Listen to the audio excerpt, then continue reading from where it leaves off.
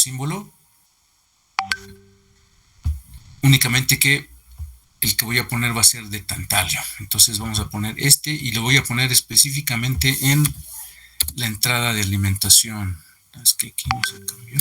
Entonces le pongo C1 y este va a ser en la entrada de la alimentación. Vamos a alimentarlo con 3.3 o mejor sería con 5, porque es más fácil tener una fuente de 5 volts que tener una de 5. Entonces, una de 5 volts puede ser un cargador de teléfono, por ejemplo, uno de carga rápida. Uno de carga rápida puede ser nuestra alimentación. Nos va a dar más corriente, pero tal vez sea propensa a ser inestable. Entonces, para eso va a ser el capacitor de tantalio. Entonces, le pongo este capacitor de tantalio. Ponemos nuestra fuente, ponemos nuestra referencia a tierra y para que no esté muy cargado nuestro circuito le vamos a ocultar a donde dice GND. Entonces le oculto en GND aquí con las propiedades, le quito el ojito que tiene aquí y entonces pongo las pistas aquí. Este va a tierra, este va a positivo y este lo ponemos a tierra. Y aquí nuestro conector de salida. Y vamos a poner algunos puertos de salida. Por ejemplo, vamos a poner que el D0, vamos a poner el D0. El D0 lo mandamos a el conector y el D1. Y tenemos una referencia a tierra, porque siempre que mandamos alguna señal hacia la salida, necesitamos que tenga una referencia a tierra. Y aquí en nuestra alimentación de 5 volts vamos a poner aquí, vamos a ponerle 5 volts.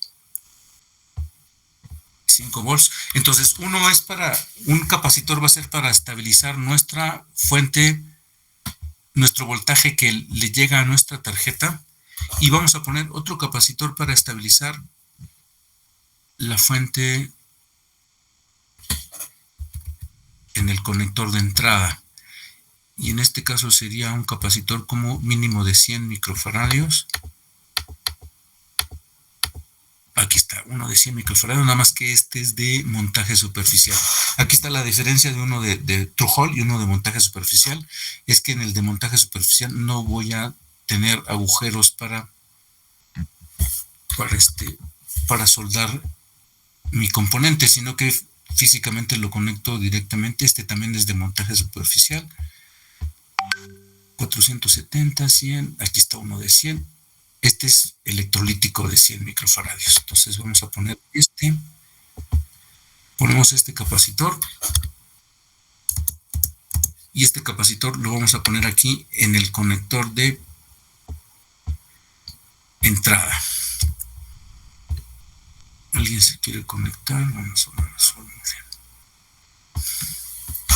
Entonces hay un error porque ahí se pusieron otros capacitores. Vamos a borrar estos capacitores y a este le vamos a cambiar el nombre para que no tengamos un error. Este es el C1, no, pero ya tenemos el C1, ya sería el C2. Y lo conectamos aquí en paralelo en la llegada de nuestra fuente de alimentación. Entonces, uno es para la trayectoria de la fuente. ¿Qué quiere decir que la trayectoria? Normalmente mi fuente de alimentación a veces no es factible conectarla directamente muy cerca de mi circuito, de mi tarjeta. Entonces tiene una distancia, por ejemplo, de 50 centímetros, 1 metro, y entonces este cable va a provocar una impedancia alta o una caída de tensión. Eso se va a compensar a través de este capacitor electrolítico. Este sí puede ser electrolítico, el que está cercano a nuestra tarjeta SP32 tiene que ser de tantalio. Este es de tantalio y este sí puede ser electrolítico. Este es para la fuente y el otro es para estabilizar el voltaje que le llega a mi tarjeta. Entonces aquí vamos a ocultar esto para que no sea muy cargado. Entonces vamos a suponer que este es mi circuito. Entonces tiene 2 capacitores, 2 conectores, H1, H2, guardamos los cambios. ¿Cómo sé que no están guardados? Porque esta hoja aparece en rojo. quiere decir que no está guardado. Entonces ya tenemos nuestros dos circuitos. Entonces, como ya es parte de un proyecto, este proyecto se llama SP32A y los dos archivos se llaman igual. Entonces va a estar disponible aquí la opción de actualizar Update PCB, la actualización del PCB. En caso contrario, en caso de que no coincidan nuestros archivos, en caso de que tengan otro nombre, no estén en la misma carpeta, no va a estar disponible esta. Entonces es el primer paso de saber de qué tiene un error. Entonces, si yo le doy actualizar, me va a pasar todos estos componentes que están aquí. Otro error muy normal es que aquí las librerías que yo utilicé aquí, que no estén disponibles. Cuando no están aquí en esta lista, quiere decir que no están instaladas. Y pueden estar aquí, por ejemplo, en preferencias de librerías, aquí pueden estar, pero si se les quita la flechita, no van a aparecer en la lista y eso quiere decir que es un error y no los va a poder pasar a mi circuito PCB. Entonces, en este caso sí no creo que haya un error, le puedo dar actualizar y entonces me va a mostrar una lista de componentes y de conexiones. Estos son los componentes. Los componentes que va a adicionar es el capacitor 1, el capacitor 2, el conector 1, el conector 2 y la tarjeta U1. Y las conexiones también tienen nombre. Una se llama positivo 5 volts, otra se llama GND, la otra se llama NET C11, el otro se llama NET H21 y el otro NET H22. Entonces, por default están seleccionados todos y yo le tengo que dar ejecutar cambios. Ejecuta los cambios y me va a pasar todos los componentes y me va a mostrar aquí una flechita en verde.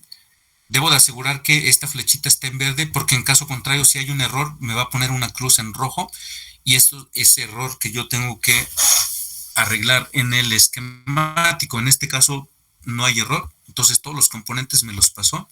Aquí están, de hecho. No sé si hay alguno en espera. No, está bien. 27 personas. Ok, sí lo pueden grabar. Pero bueno.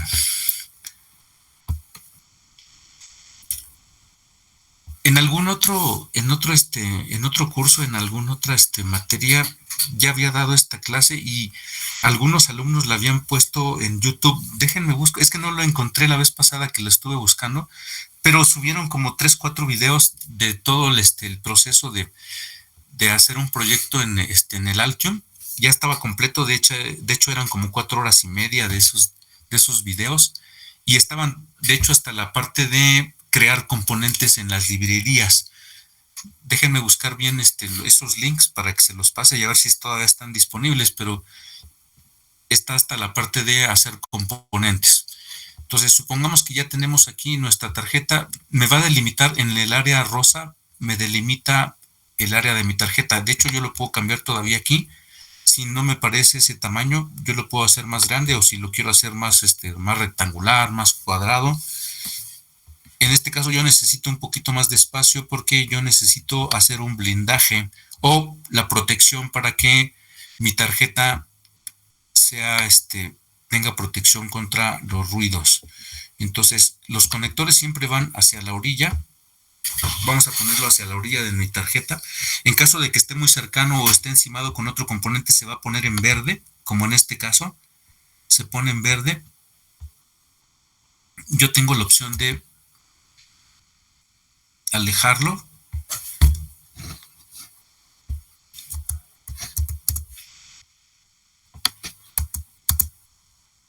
Y lo puedo girar. Entonces, el caso es de que yo tengo que ponerle lo más cercano posible. Cuando yo lo selecciono con el puntero del mouse y lo mantengo presionado, se van a mostrar únicamente las conexiones que son las líneas blancas que tiene con ese componente. Las demás conexiones desaparecen. Entonces, yo me puedo dar cuenta y lo puedo poner en un punto medio, en donde no tenga una pista más larga que la otra. Entonces, en esa posición. Y aquí, por ejemplo, el capacitor, el C1, debe de estar lo más cercano a el pin que es de la alimentación, que sería este.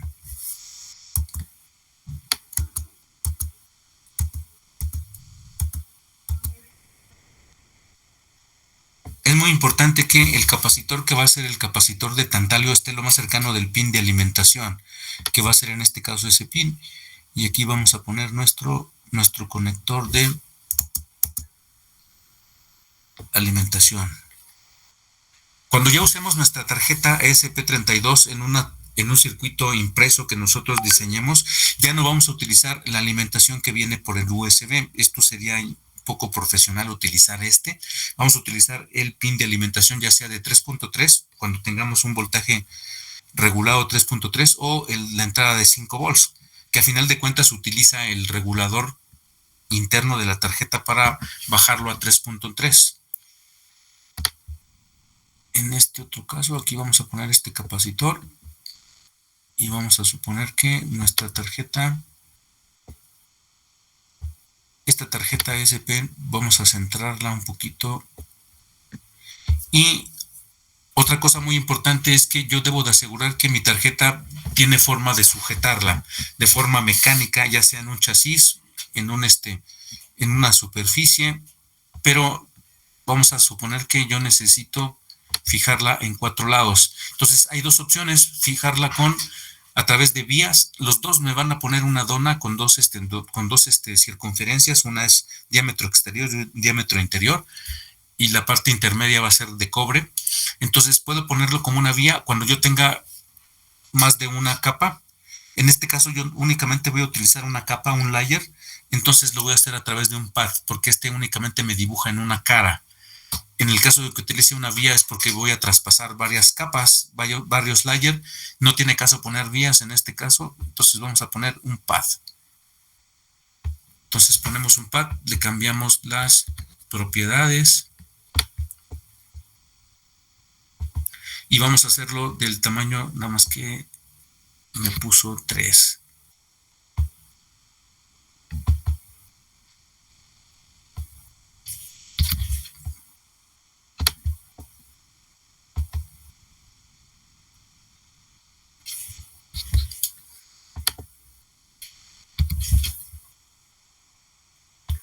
Vamos a ponerle un tamaño estándar, que sería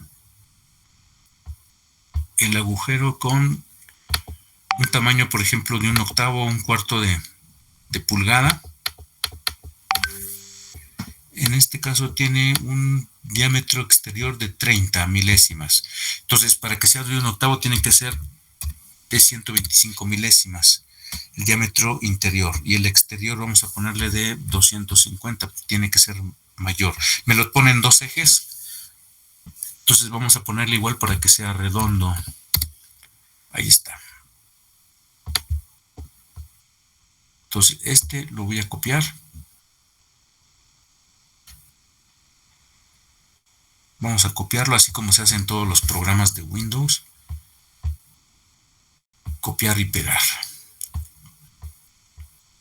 Vamos a poner 4, uno en cada esquina.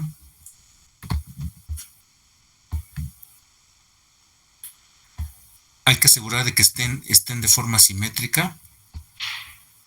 ¿Qué pasa si no los pongo de forma simétrica? Es muy importante que en el momento de poner mi agujero no esté muy cercano a ninguna de las 2 orillas, ya sea en X o en Y, porque en el momento de hacer el agujero puede quedar vencido aquí y se puede romper esta esquina. Entonces, no dejarlo muy a la orilla, dejarlo un poquito hacia adentro para que cuando haga el agujero no corra peligro de romperse.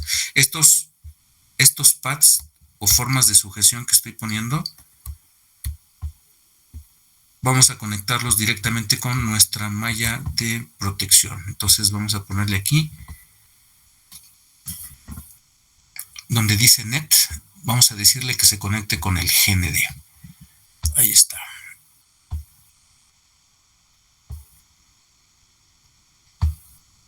Nada más que aquí me marcó un error. Aquí está, es que está otro.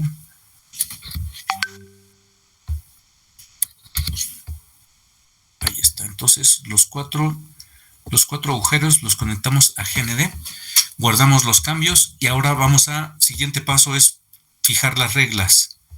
En Design vamos a establecer las reglas que necesito para poder hacer el ruteo de las pistas en en esa tarjeta y van a ser de tipo eléctrico. Hay muchas configuraciones, pero las que más nos importan son en esta parte del ruteo, y las eléctricas va a ser el espesor. Primero el espesor. El espesor de la pista va a estar en 3 parámetros. Vamos a ponerle un mínimo de 15, preferentemente que ponga pistas de 30 milésimas y el máximo que las ponga de 1 pulgada o 1000 milésimas de pulgada. Le damos apply para que se guarden los cambios y después en Routing Layer. En Routing Layer vamos a elegir cuáles son las caras. Por default vienen 2 caras, pero yo nada más voy a utilizar una. Puedo poner multicapas, puedo poner varias capas, muchas capas, pero las que voy a utilizar nada más va a ser una. Cuando yo utilizo componentes que son True Hole, utilizo la capa que es la Bottom Layer. Si utilizo componentes de montaje superficial, puedo utilizar Bottom Layer o Top Layer. En este caso son todos True Hole y va a ser la Bottom Layer. Le doy Apply. Otro parámetro que yo voy a configurar es los planos y específicamente la parte donde se va a conectar con la protección que va a ser el blindaje, y me importa mucho este espesor. El espesor de la conexión 10 es muy delgado. Vamos a ponerle 30 milésimas de pulgada y que se conecte en cuatro partes, para que en lugar de que conectarse con 2, en 4 partes va a tener mayor área. Los polígonos de potencia también aquí le modifico a que sea un espesor aquí, en lugar de 10 le vamos a poner 30 para que no sea muy delgado. Y para que se cierre todo este menú, esta ventana emergente, le doy OK. No va a sufrir ningún cambio nuestro circuito porque todavía no están las pistas. Entonces, en el momento que aparezcan las pistas, me debe de alambrar únicamente las pistas en una capa que va a ser la Bottom Layer, que va a ser en azul. Si fuera Top Layer van a ser rojos, pero en este caso seleccioné únicamente Bottom Layer. Entonces vamos a poner aquí en el root. Hay 2 opciones, puedo hacerlo de forma manual y pongo la ruta interactiva que es aquí, pero es pista sobre pista, pista por pista, pero puedo hacerle la opción de el autoroute y que rutee todo. Le doy OK y entonces aquí me muestra el avance. Me va a mostrar cuando terminó. Únicamente debo de verificar aquí que no tenga ninguna falla. Entonces aquí no tuvo ninguna falla. Entonces cierro esta ventana y ya están las pistas que me puso Altium. Entonces hay algunas pistas que están muy cercanas de los pads. Lo que tengo que hacer es separarlas. Como en este caso, a ver, vamos a ver aquí. Por ejemplo, esta está muy cercana a los pines, entonces lo que tengo que hacer es separarla. Pero hay una opción aquí, en esta parte, esto me puede crear muchos problemas porque pasa dentro de dos pines. Entonces lo más seguro es que aquí cuando se haga esta pista y yo solde estas 2 pistas, estos 2 pines, perdón, lo más seguro es que este cacahuate que yo ponga cree un cortocircuito. Entonces lo ideal es que esta pista no pase aquí en medio.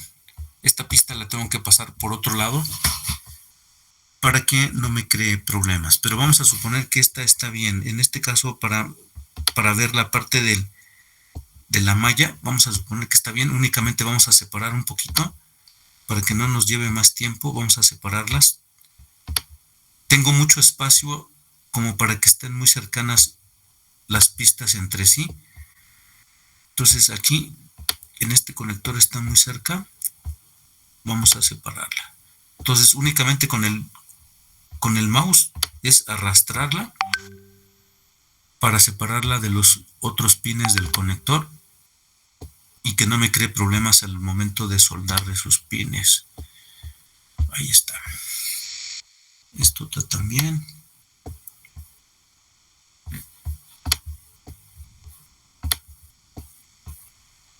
Entonces vamos a suponer que ya está. Vamos a guardar los cambios. Entonces, para poner la malla, lo que tengo que hacer es en el menú Place, Vamos a poner un polígono, a verter un polígono. En esta opción, Polygon Pur, entonces me va a preguntar cuáles van a ser la parte de mi polígono donde va a tener acción, va a ser aquí. Toda esta parte voy a seleccionar las 4 esquinas de mi polígono o de mi tarjeta PCB.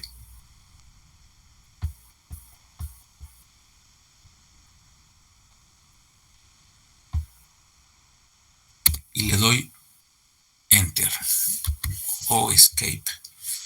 Se supone que ahí está. Ya me creó una malla de protección. Entonces, lo que necesito hacer es que esta malla, si se dan cuenta, en la malla de protección ocupó todo el espacio que no estaba usado dentro de mi tarjeta, dentro de las pistas. A ver, vamos a ver, es que se marcó. Ahí está. Entonces, ahí como ya la moví, marcó un error aquí. Entonces, vamos a conectarla directamente aquí en las propiedades. Vamos a decirle que esta malla yo necesito que esté conectado al NET que se llama GND para que me sirva de protección y para que al mismo tiempo esta malla sea la pista negativa de mi fuente y le sirva para drenar y para que se convierta en una sola pista, para que no tenga una pista aparte de GND. Le vamos a dar esta opción, la segunda opción.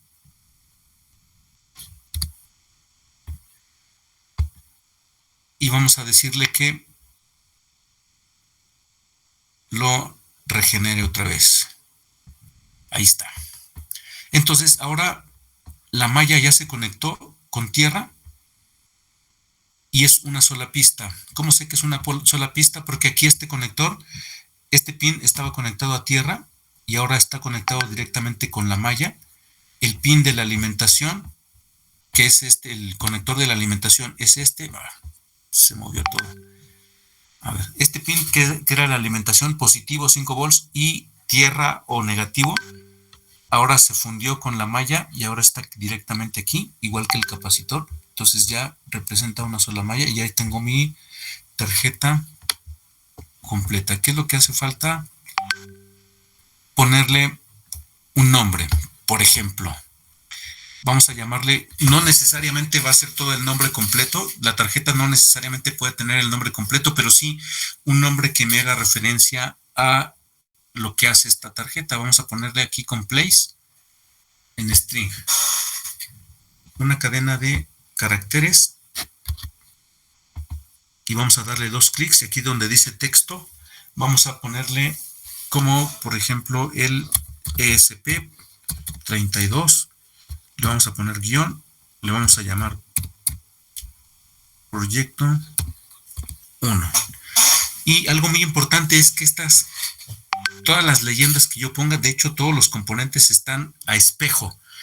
Como ese espejo es como si yo los estuviera viendo de la parte de abajo y entonces aquí están en la posición espejo, entonces mis letras tienen que estar a espejo también. Puedo ponerle varias opciones, por ejemplo aquí, por default me va a poner un tipo de letra, pero yo puedo ponerle todas las letras que yo uso, por ejemplo en el Word, en el Excel. Si le pongo True Type, puedo seleccionar otro tipo de letra, la puedo poner negrita, la puedo poner invertida, por ejemplo, y le puedo cambiar de tamaño. En lugar de ser de 60 de alto, lo vamos a poner 150. Y entonces la vamos a incluir aquí. Como no se va a ver aquí, tengo que volver a regenerar mi malla. Entonces aquí en el menú, acciones de polígono, le pongo que regenere todo otra vez para que se muestre, aunque me las puso en, vamos a ver, me las puso en verde. En verde quiere decir que tiene un error y ese error es porque aquí abajo había una pista. Esa pista, como estaba pegando con las letras, me marcaba un error. Entonces lo único que se hace es volverla a mover un poco y volver a restablecer la malla. Ahí está.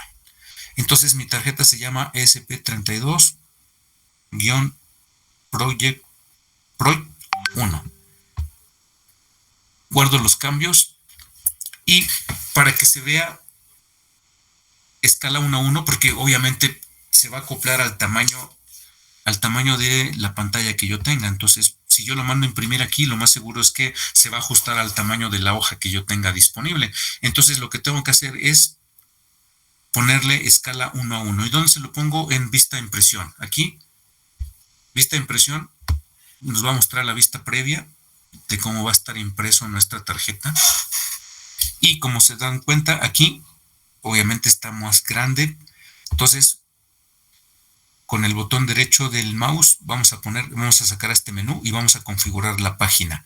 Para empezar, vamos a cambiar el tamaño de la hoja. En A4, nosotros aquí en México no utilizamos A4, utilizamos ya sea carta o tamaño legal. Vamos a buscarlo, aquí está, carta. El más normal es tamaño carta y vamos a ponerle que le ponga a una escala. ¿Y cuál es esa escala? 1. Y le vamos a poner que nos ponga un solo color, o sea, mono. Y ahora sí, este es el tamaño real.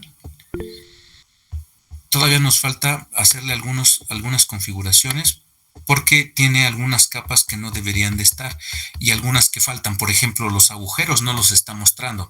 Entonces, ¿cómo pongo los agujeros? Aquí en configuración, en esta opción, únicamente voy a poner las capas que yo necesito y las capas que yo usé es la button layer y la multilayer. ¿Por qué la multilayer? La multilayer es la línea que delimita mi tarjeta, la línea que estaba en rosa es la que me va a poner con multilayer. Y también los pads de sujeción, esos pads, los 4 pads que pusimos están multilayer. Entonces únicamente me quedo con button layer y las otras capas las voy a borrar.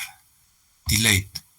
Las voy a borrar porque no las necesito. La keep layer, vamos a poner esas 3 y le voy a poner que muestre los agujeros, los holes. Entonces le doy cerrar y ahí está. Esta sería, si yo la mando a imprimir, ya sería una escala 1 a 1 y este sería una escala real. Únicamente le doy cerrar y ya está configurado. De hecho, si lo mando a imprimir o lo puedo guardar en PDF, esta es la opción que yo necesito para imprimirla físicamente. Si la mando a imprimir a un lugar donde los impriman por imagen, sería esta opción. O si lo mando a hacer en una máquina de CNC, tendría que ser aquí, en la opción de exportar, y necesito los archivos que son de tipo Gerber, o los archivos que son para hacer una tarjeta en una máquina de CNC. Pero esto sería ya mi tarjeta final. Entonces lo único que tengo que hacer es salvar el proyecto para que no esté en rojo. Dice que lo va a sobreescribir, está bien, y ya. Este es mi proyecto final ya con mi tarjeta ESP. ¿Alguna pregunta?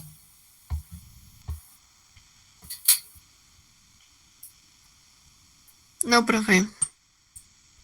¿No? No, profe.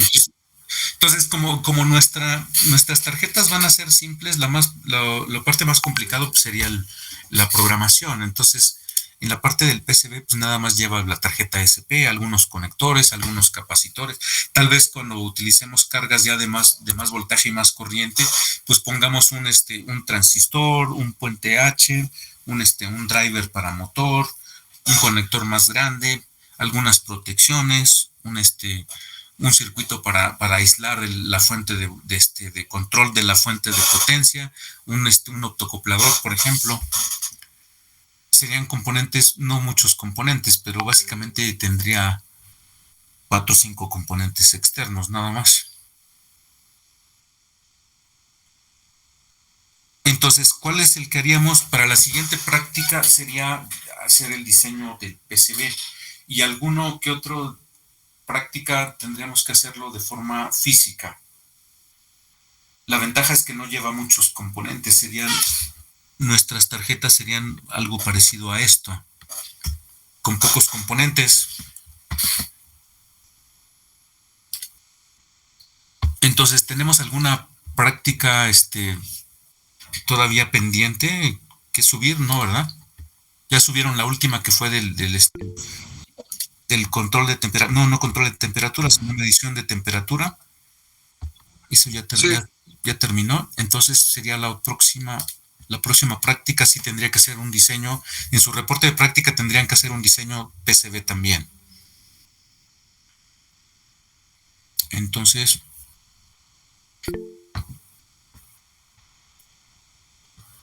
¿alguien quiere comentar? Montero Aguilar. Sí, ¿cree que pueda volver a mostrar el esquemático? El esquemático, ok, sí. Creo que se nos iba a acabar la clase, ¿no? El tiempo. Si se corta, ahí mismo en el Classroom tenemos otro link. Si se corta, nos conectamos a ese link, por favor. Aquí está el esquemático. Y el capacitor de tantalio, ¿cuál mencionó que era? El que literalmente se llama capacitor de tantalio C1, es el en C1, los sí. componentes. En este caso no lo tengo todavía, por eso utilizamos uno que es genérico, que es este. Este es uno electrolítico, porque los que teníamos en la lista de las librerías era de montaje superficial, por eso no utilizamos ese, pero nada más con que coincida el footprint. Ah, ok. Entonces, nada más con que coincida, porque este tendría que ser uno de tantalio. ¿Y cómo es uno de tantalio? Vamos a ver sí ubican cómo se ve uno de tantalio, ¿no?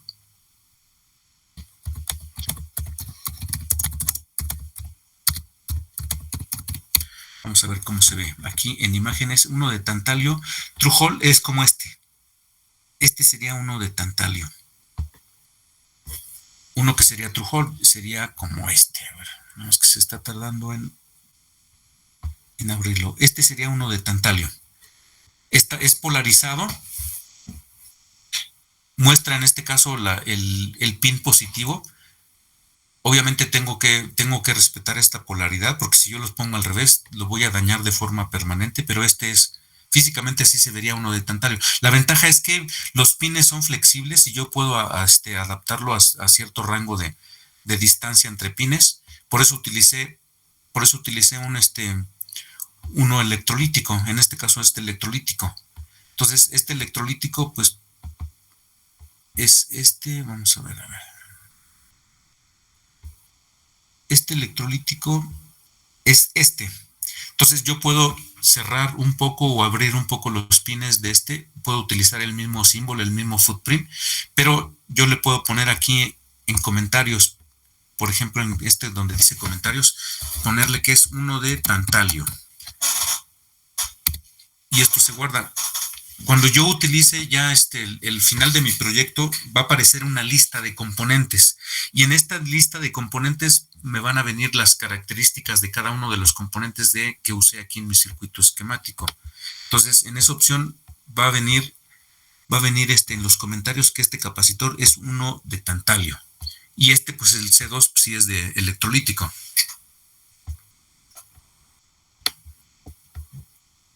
No sé si quedó ya resuelto. Sí, gracias, profe. Ok. Entonces, si no hay algún otro comentario, entonces nos veríamos para preparar nuestra siguiente práctica. Para nuestra siguiente práctica, lo que vamos a usar va a ser la opción for i para generar un ciclo para utilizarlo en el funcionamiento de un motor a pasos. Ese motor a pasos lo vamos a activar por un ciclo for. Entonces vamos a generar la secuencia del funcionamiento de un motor a pasos. Ese motor a pasos podría ser bipolar o unipolar. No sé si ya hayan usado en alguna otra materia motores a pasos.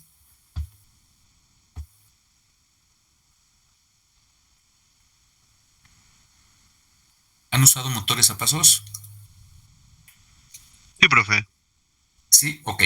Bueno, pues ahora lo que vamos a generar va a ser una secuencia de funcionamiento de motores a pasos. Entonces, para eso sí necesitamos ver, por ejemplo, primero la secuencia, o sea, la tabla de verdad de cómo funciona, ya sea unipolar o bipolar. Primero, la secuencia nos va a servir para generar un programa y después de tener ya esa secuencia ya en las salidas en el GPIO de nuestro ESP32 necesitamos aislarla. ¿Por qué? Necesitamos dos fuentes. Una fuente que va a ser la fuente de control, que va a estar conectada para alimentar nuestra tarjeta ESP32, y otra fuente que va a ser nuestra fuente para el motor, nuestra fuente de potencia, que podría ser la misma si cumple ciertos requisitos. Entonces, si es la misma, necesitamos aislar nuestras señales que salen de nuestro ESP32, que van a ser señales de 3.3 volts, y aislarla de nuestra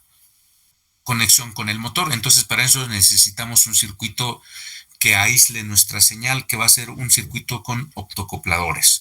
Entonces necesitamos ver cómo se aísla con optocopladores, y después nuestro circuito de potencia, que lo utilizaríamos con diferentes tipos de transistores. Estos transistores podrán ser BJT, podrán ser MOSFET, podrán ser IGBT. Los veríamos en la siguiente clase, que nos tocaría el miércoles, ¿no? Entonces prepararíamos nuestra práctica el próximo viernes, el miércoles, y para hacerla el viernes.